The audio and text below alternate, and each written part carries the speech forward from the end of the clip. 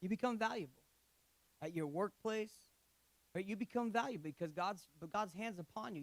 You have like a divine wisdom, a divine understanding to do the things that nobody else can do. You just get favor.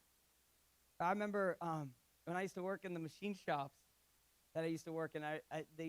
You work your way up and then you hit the peak, right? And then you can't go anywhere. And so what do? You find another job. And then you start down here again and you work yourself above the next one and then you get to the peak again and they're like, well, we have nothing else for you. I was like, well, that's fine. I'm going to find another place. And I remember talking to my wife about that, and we were looking. We had I think 2 kids or 3 kids at that point, and I was like, well, I'm going to switch from doing this press brake operating job, which was a good job, paid very well. And I was like, I'm going to find another job. And I started applying. I worked for a company called Airgas. And I remember having this conversation. They were going to start me way down here with the potential to get way up here.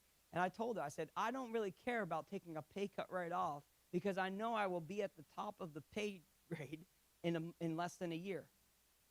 I knew it. And you want to know what happened? I was at the top of the pay grade in less than a year. Actually, it was half a year. I'd worked my way up to working on the spec gases, as they call them, that are the medical gases and the scientific lab gases. I was testing those and doing all that. And it was less than a year. It was like half a year. I was already at the top of the pay grade because God's favor.